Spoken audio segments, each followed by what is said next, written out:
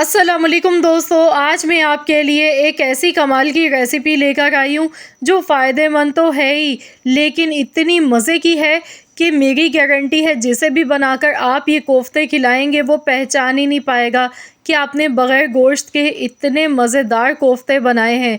बिल्कुल ऐसा लगेगा जैसे आप कीमे के कोफ्ते खा रहे हैं। तो आज हम लेकर आए हैं आप लोगों के लिए काले चने के कोफ्ते बनाने की रेसिपी। जैसा कि आप लोग जानते ही हैं कि काले चने बहुत ज़्यादा ताकतवर होते हैं और इनके बारे में रिसर्च की गई तो पता चला कि ये बकरी के गोश्त से भी ज़्यादा ताकतवर होते हैं। तो इतनी फ़ायदेमंद चीज़ है ये। तो आज हम इससे बनाएंगे बहुत ही मज़ेदार कोफ्तों का सालन, जो कि बहुत ही बेहतरीन बन के इंशाअल्लाह ताला तैयार होगा। इसके लिए मैंने 1 कप चने लिए थे। चनों को मैंने भिगो कर रख दिया था। तकरीबन 7 से 8 घंटे के लिए चनों को भिगो कर रख दें। इसके बाद इसका जो पानी है ये फेंक देंगे और इसे 2-3 बार अच्छी तरह पानी से वॉश कर लेंगे, क्योंकि हमने चनों को पीसना है यहाँ पे। तो आप चाहें तो सिल पर भी पीस सकते हैं, या फिर अगर आपकी मिक्सी जार में आसानी से पिस जाते हैं चने तो आप इसी में ही पीस लें, क्योंकि यहाँ पर चनों में पानी नहीं ज़्यादा हमने डालना है। साथ में लहसुन लिया है, 4 से 5 जवे लहसुन के, अदरक 1 इंच का अदरक का टुकड़ा लिया था और साथ में 3 हरी मिर्चें लिए हैं। थोड़ा सा हरा धनिया लिया है डंडी समेत। नमक इसमें हस्ब ज़रूरत शामिल कर देंगे।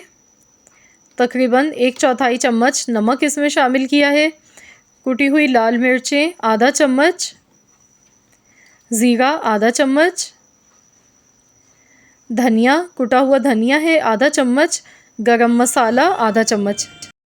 बहुत थोड़ा सा पानी इसमें डालेंगे ताकि आसानी से ये पिस जाए। तो यहाँ आप देख सकते हैं 2 से 3 चम्मच के करीब मैंने पानी इसमें ऐड किया है। तो चलिए इसे अब हम पीस लेते हैं। मशीन को रोक रोक के चलाएंगे ताकि आसानी से ये पिस जाए। तो यहाँ पर देखिए मेरी मशीन में ये आसानी से पिस गए हैं, ये देखिए। तो चलिए अब हम इसे एक बाउल में निकाल लेते हैं।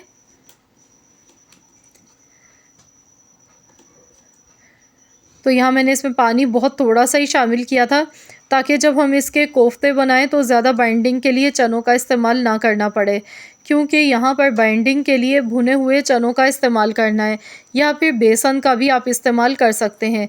जितना कम पानी आप इसमें डाल के पीसेंगे, या सिल पर अगर आप हाथ से पीस रहे हैं तो बहुत कम लगेगा। तो यहाँ पर भुने हुए चनों का पाउडर मैंने लिया है 3 टेबल स्पून भर के, चनों को पीस के ले लिया है। अब इसे भी मिला लेंगे। भुने हुए चने भी बहुत ही ज़्यादा ताकतवर होते हैं। तो ये आज की जो रेसिपी है ये बहुत ही हेल्दी होने के साथ-साथ बहुत ही मज़ेदार बनेगी। तो यहाँ इसे अच्छी तरह से मिला लीजिएगा। तो अब इसके कोफ्ते हम बना लेते हैं। तो यहाँ पर बैटर हमारा थोड़ा-सा हल्का-सा गीला है, तो इसलिए इसकी जो शेप है तो मैं आपको बना के दिखा देती हूँ। बहुत आसानी से वैसे तो बन जाएगी, लेकिन बहुत ज़्यादा गोल नहीं बन पाएँगे। ये देखिए इस तरह से हमने इसे बनाते जाना है। तो अगर आप सिल पर पीसेंगे ना चने तो फिर ये है कि इसमें बहुत कम बाइंडिंग लगेगी। आप चाहें तो यहाँ पे मज़ीद और इसमें भुने हुए चनों का पाउडर भी यूज़ कर सकते हैं। मैंने सिर्फ 3 चम्मच इस्तेमाल किया। अब इस तरीके से कोफ्तों की शेप देंगे। हाथों को हल्का सा गीला चाहें तो कर लें, और इस तरह से आपने इसके कोफ्ते बनाने हैं। बहुत आसानी से बन गई कोफ्ते, ये देखिए। तो इसी तरीके से बाकी सारे कोफ्ते भी पहले मैं बना लेती हूँ और इसके बाद हम इन्हें फ्राई कर लेते हैं। तो यहाँ कोफ्तों को फ्राई करने के लिए मैंने ऑयल लिया है थोड़ा सा हस्ब ज़रूरत। कोफ्तों को हमने शैलो फ्राई करना है। अभी फ़ौरन से हमने इनकी साइड चेंज नहीं करनी है, हल्का-हल्का सा इनको हिला के देखेंगे तो यहाँ देखिए बिल्कुल भी चिपक नहीं गए। बहुत ही बेहतरीन से कोफ्ते फ्राई हो गए हैं। तो पहले इनको हम हल्का-हल्का सा इस तरीके से हिला लेंगे। चेक करेंगे कि नीचे से ये चिपकने नहीं चाहिए। इसके बाद चम्मच से हम ऊपर से इस तरह से ऑयल डालेंगे ताकि ऊपर से भी जो गीलापन है इसका वो ख़त्म हो जाए कोफ्तों का। इस तरह से ऊपर पीस के थोड़ा-थोड़ा सा ऑयल डालेंगे और साइड इनकी चेंज कर लेंगे। तो यहाँ देखिए बड़ा ही प्यारा सा गोल्डन कलर इनका आ चुका है। तो इसी तरीके से दोनों साइड से गोल्डन कलर आने तक कोफ्तों को अच्छी तरह से पहले फ्राई कर लें। तो यहाँ पर माशाल्लाह अल्हम्दुलिल्लाह कोफ्ते हमारे बहुत बेहतरीन से फ्राई हो चुके हैं। तो चलिए अब मैं इन्हें निकाल लेती हूँ। ये देखिए कितने परफेक्ट ये कोफ्ते हमारे फ्राई हुए हैं। तो अब जो बाकी कोफ्ते बचे हैं उन्हें भी पहले मैं फ्राई कर लेती हूँ, इसके बाद हम इसका मसाला तैयार कर लेते हैं। मसाला इसका तैयार करने के लिए जिस ऑयल में हमने कोफ्तों को फ्राई किया था इसमें से थोड़ा सा ऑयल लेंगे। इसके बाद एक मीडियम साइज़ की प्याज ली है, बिल्कुल एकदम बारीक चॉप की हुई। प्याज डाल के प्याज को हमने फ्राई करना है। इसके साथ ही कड़ी पत्ता डालेंगे, इससे खुशबू बहुत अच्छी आएगी इसमें। तकरीबन 10 से 12 पत्ते कड़ी पत्ते के मैंने लिए। छोटे साइज़ के पत्ते थे इसलिए मैंने थोड़े से ज़्यादा डाले हैं। अगर आपके पास बड़े साइज़ के पत्ते हैं तो आप 5 से 6 भी डाल सकते हैं। साथ में 1 टेबल स्पून पिसा हुआ लहसुन अदरक का पेस्ट इसमें शामिल कर दिया है और अब हमने इसे गोल्डन कलर आने तक फ्राई कर लेना है। तो यहाँ पे आप देख सकते हैं प्याज का बहुत ही खूबसूरत सा गोल्डन कलर आ चुका है। अब इसमें 2 मीडियम साइज़ के टमाटर डालेंगे। टमाटरों को मैंने पीस के लिया है, बग़ैर पानी के पीस के मैंने पेस्ट बना लिया था टमाटर का। मसाले को अच्छी तरह भूनेंगे। अब इसमें नमक हस्ब ज़रूरत ऐड कर देंगे। नमक ध्यान से डालिएगा क्योंकि कोफ्तों में पहले से ऑलरेडी नमक मौजूद है। 1 चम्मच पिसी हुई लाल मिर्च, आधा चम्मच हल्दी पाउडर और 1 टीस्पून मैंने इसमें धनिया पाउडर शामिल कर दिया है। तो ये मसाले डालने के बाद इसमें थोड़ा सा पानी भी डालेंगे और थोड़ा थोड़ा पानी डाल के इसे 7 से 8 मिनट तक मसाले को अच्छी तरह से भून लेंगे। तो यहाँ पर देखिए मसाला बहुत अच्छी तरह भून के तैयार हो चुका है। अब इसमें फ्राई किए हुए कोफ्ते ऐड कर देंगे। तो यहाँ देखिए कोफ्ते हमारे कितने बेहतरीन से फ्राई हुए हैं। ये बिल्कुल भी टूटेंगे भी नहीं, ना तो ये बिखरेंगे। बहुत ही परफेक्ट रेसिपी आप लोगों के साथ मैंने ये शेयर की है।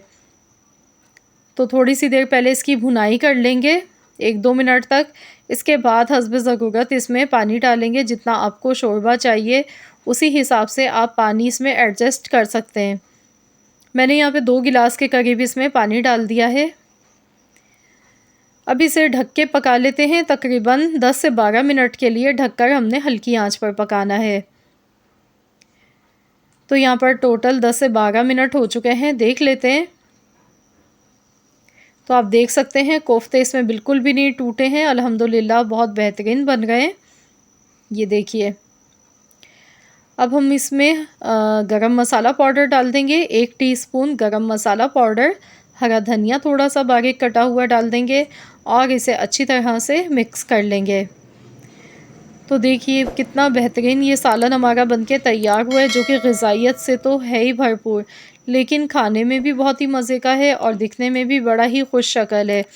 तो आप लोग दाल सब्ज़ी खा खा के बोर हो चुके हैं, कुछ नया मज़ेदार सा ट्राई करना चाहते हैं तो मेरी ये रेसिपी एक बार बना के ज़रूर देखिएगा। इंशाअल्लाह ताला आप सब फ़ैन हो जाएंगे इस रेसिपी के, क्योंकि वाकई में बहुत ही मज़े की रेसिपी है।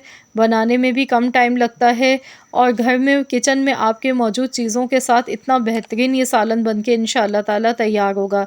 तो आप लोग ज़रूर इस रेसिपी को ट्राई कीजिएगा। आप इसे गर्मा गर्म चपाती के साथ खाइए या फिर आप इसे सादा चावल बॉयल कर लें इसके साथ, वो भी बहुत ही मज़े के लगते हैं। तो आप लोग इस रेसिपी को ट्राई करने के बाद अपना फ़ीडबैक भी मेरे साथ शेयर कीजिएगा। रेसिपी अच्छी लगी है तो वीडियो को लाइक कर दीजिएगा और चैनल पर नए हैं तो चैनल को ज़रूर एक बार सब्सक्राइब कर लें, साथ ही में दिए गए बेल आइकन को प्रेस कर दें।